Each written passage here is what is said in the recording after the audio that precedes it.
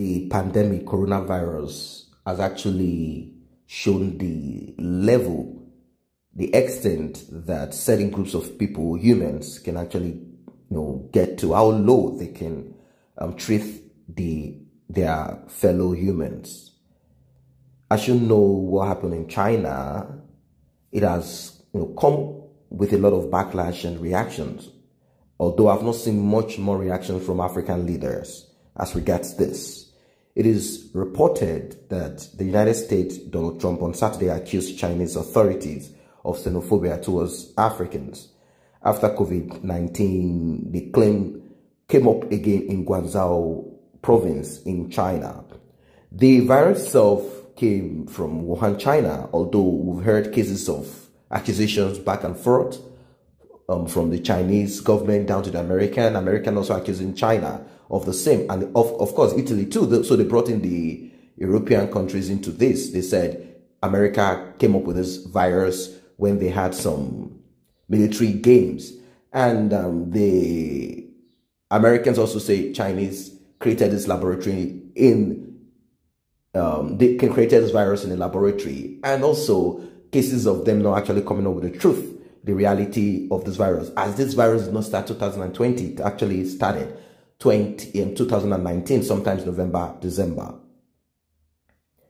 Now, they also accused them of lack of transparency about the coronavirus epidemic before it became a pandemic, before it spread all over the world. And this virus has killed a lot of people. Now, Chinese government or certain groups of people, I think their police, of course, Chinese government, and certain citizens there started kicking out Africans from their town in Guangzhou province. They started kicking out Africans from their apartment. The landlord started kicking them out. Hotels also started evicting Africans, even though China is actually where we know this virus came from. There are also cases reported in Europe and somewhere, I think mostly in Europe, where they've been discriminated against. People called this virus Chinese virus. According to Donald Trump, they started discriminating against them. But we've not recorded that violence or such in Africa, where they have their businesses too. No one kicked them out that way. No one treated them this way. But they are very quick and fast in whatever it is that comes up to their mind. Imagine sending someone out of their apartment. It's so terrible. It's a terrible thing. According to reactions that is attributed to Donald Trump, he said the abuse and mistreatment of Africans dwelling and operating in China is an unhappy reminder. And he went on to say, at a time while we should be assisting one another to recover from a plague, PRC officials recklessly concealed from the sector. Chinese officers are busy evicting African college students into the streets without food or safe haven. It is unfortunate, however, no longer sudden to peer this type of xenophobia towards Africans by way of Chinese government. Anyone who watches Chinese engagement in initiatives throughout Africa recognizes this form of abusive and manipulative behavior, he said. Now, the treatment of Africans in Guangzhou also drew an expression of extreme situation on Saturday from the president of the African Union. Like I expected African governments to speak much more about this, but I've not seen them being much vocal about this. Since coming to workplace in 2017, the management of the president Donald Trump has shown little interest in Africa, but it has again and again warned approximately China's intention in the continent, arguing that its investment and loans to African nations are less than pleasant. No one would speak amongst them. I'm talking about the African presidents, because they get loans from China. I wouldn't know, or it's as a result of their behavior over time, not caring about their citizens. I don't know why African government, presidents or leaders, or even their rulers, whatever title you want to give to them, why they will not stand up for their citizens and speak to the Chinese government. The Nigerian Minister for Foreign Affairs, he called in the ambassador and he spoke to the ambassador. That we saw all of that, but I expect it to be much more stricter.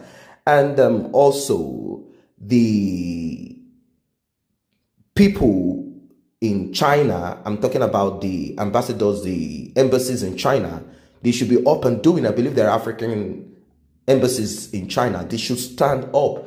The only person I saw, I don't know if there are more, the only person I saw that stood against this oppression, that stood against this discrimination is the Nigerian ambassador, the consular general, Nigerian consular general to China, is the one that actually spoke. And we saw what happened over time. They did not respect the, they didn't respect him being a diplomat. They actually, I don't know if it's part of their protocol, they kept setting stuff around him, like a tape around him, so as to bar people from coming closer to him. I don't know if that's their own policing or that's their own approach, but they should have listened even more and stopped whatever it is, although they gave a statement later to say they weren't maltreating Africans. But what we saw is actual eviction of African students. We saw them being evicted from their homes and all of those very terrible things out there. So it's time for African leaders to begin to treat their citizens right, correctly, and act like servants that they are to serve the people. And of course, speak whenever such is happening out there. But it's a sad one. It's a sad one. So Donald Trump also went further, talking about the promises made to Africans, including, the loans and all of that. He said that China's intention in the continent is not so pleasant to treat people, in particularly students, this way throughout a global public health disaster, says the entirety about how the PRC perspective is about their so-called partnership with Africa, with Africans. It's a sad one.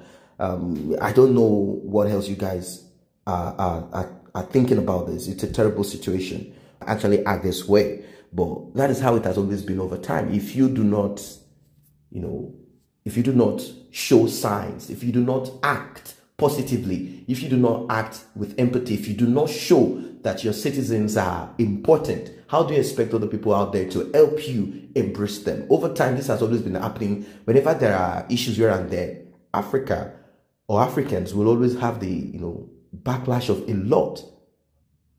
When it comes to racism, prejudice, and a lot of Africans always have higher, very higher than any other person. I know as a result of the slavery, the colonization, and the whatever we have, neo-colonization, but at this moment, the leaders are not even the right people that are supposed to be there. Go to Cameroon. Look at what's happening there. Look at what's happening in Cameroon. It's a terrible thing. Someone is there and he doesn't want to leave. You know how long this man has been president. Come to Nigeria, we've also experienced a lot of dictatorship. Some of them have pulled off their clothes like what we have now. He said he's a repentant Democrat, but we're not seeing something that we can actually point to as progressive in whatever actions. They say he has low tolerance to corruption, but there are certain corrupt activities going on around him and he's not doing anything about him. So a lot of people have termed this as nepotism. So if you point to different African countries, they are facing one problem or the other. I understand that every nation has its own issues to deal with. But in Africa, it seems there is a collective problem, collective issue that needs to be dealt with right now. We do not need the United States of America to speak on behalf of Africa, on behalf of Nigeria. They should be able to do the right thing for themselves. They should be able to stand up against oppression from outside. And from inside, there shouldn't be issues of oppression at all. So I don't know what you guys think about Donald Trump, his reaction against China. A lot of people are not embracing China being a communist country, and also with their approach to this coronavirus pandemic, how they've treated Africans. You need to see what's happening right there in China. A lot of people are on the street. They've just messed up a lot of people up all over the street, even though this virus originated from China. We are not going to start saying, oh, maybe the Americans brought it down there. We did not bring it down there. If Americans brought it down there, if Europe brought it down there, if it was created by cooperation of both the American scientists and the Chinese scientists, whatever it is that brought about this virus, as I say, it is man-made. Whatever it is that brought about it, it shouldn't have, given room to such discrimination, racism, and every very endemic characteristics that the Chinese government, police, officials, or citizens showcased recently to Africans right there. And I think it's time for us to speak with one voice, and it's time for this leader to speak with one voice and speak truth to power, or truth, or stand firm against any form of oppression against their people. So guys, if you are in China, what has happened there? What is happening right there? You can drop that in the comment section below.